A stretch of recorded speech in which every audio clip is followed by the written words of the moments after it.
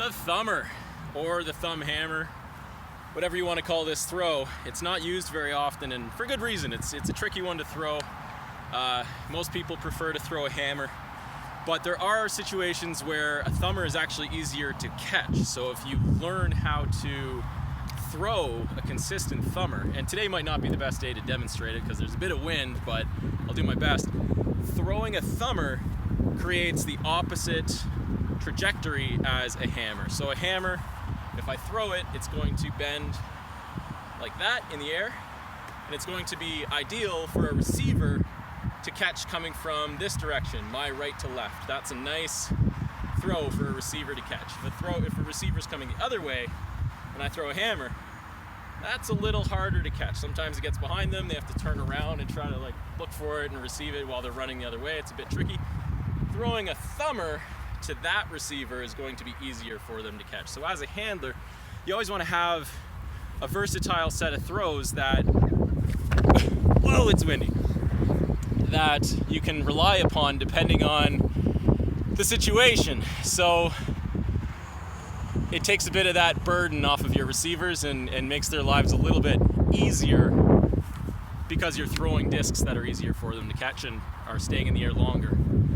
With it being windy like this, the wind is traveling from my right to left, pretty stiff.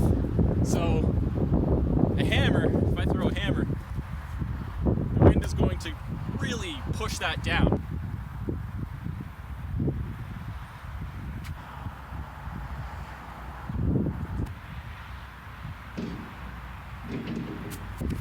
If I throw a thumber, it's going to float a little bit better because of the angle of the disc.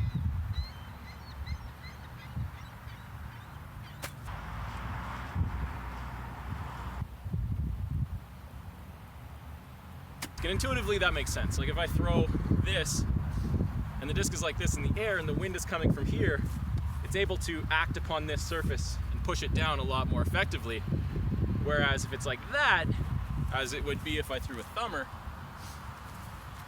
the wind is coming from this side, it's acting upon this surface, and it's actually helping it stay in the air longer. It's pushing it sort of up and resisting it dropping. So that's why you might want to get familiar with the thumber grip, and to set that up, you can just create your pistol shape with your fingers. Set the disc right in that groove, lock your thumb on the inside rim, and then try to get as much of those flight rings with your index finger as possible. The problem people have, and I certainly have with throwing a thumber, the thing that makes it difficult is that you want to turn your hand like you're throwing a ball. You want to break your wrist like that. And what I try to visualize is trying to have the thumber come out as bladey as possible, as straight on as possible, and not really letting it turn like that at the end of the throw, because then it just kind of washes out.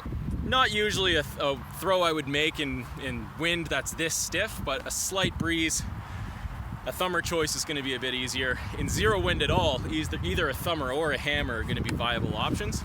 The thumber is going to be easier to catch for your receivers if they're traveling like that and the thumber's bending into them like this. Handy little throw. Be curious to see how you guys are using it. Some people like to throw their thumbers as their greatest option. I'm certainly one of those players. When I catch overhand, it's easier to set up into my thumber.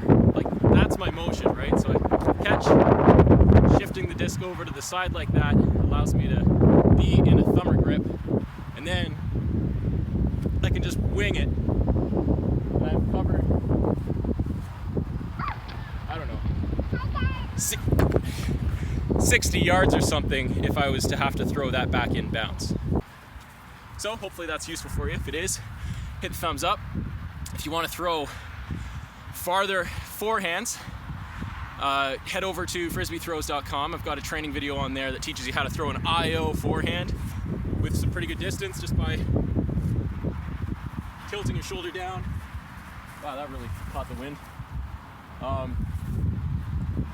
And you scale up to that. So the exercise I have teaches you to throw at a short range and build your way up to throwing a fairly long developed throw where it's at a higher speed. So I've got a couple of guys already working their way through that program. Guys, if you're already doing it, love to hear your comments on it. And if you haven't, head over to frisbeethrows.com and sign up. We'll get those long throws going. Thanks.